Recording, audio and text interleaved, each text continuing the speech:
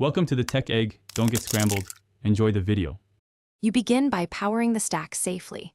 Connect a regulated 3s or 4s battery or bench supply to the power pads and verify polarity with a multimeter. Once done, mount the flight controller on anti-vibration standoffs and align orientation to the arrow. Now make the first wiring run. Solder motor outputs and ESC signal wires to labeled pads, then plug in the main harness. Make sure to avoid loose strands and apply heat shrink to exposed joints. Next, integrate peripherals carefully. Attach ESC signal wires or connect ESCs via CAN, keeping signal and ground consistency. Power cycle to detect ESCs. Then plug the receiver into the proper UART or pad using S-Bus, I-Bus, or Crossfire, and bind it before flight controller configuration.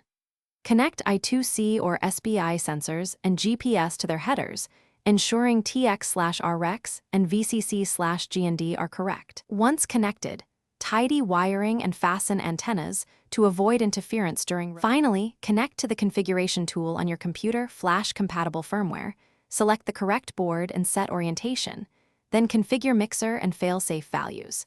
Calibrate ESCs and verify motor spin direction using motor test with props removed, reversing motor wires if needed. Run a full radio calibration and sensor calibration next. If something fails, stop and troubleshoot. Re-examine solder joints, confirm common ground. Verify UART mappings, and check voltage rails. These fixes resolve most connection problems. Thanks for watching. Consider subscribing if I helped unscramble your problems.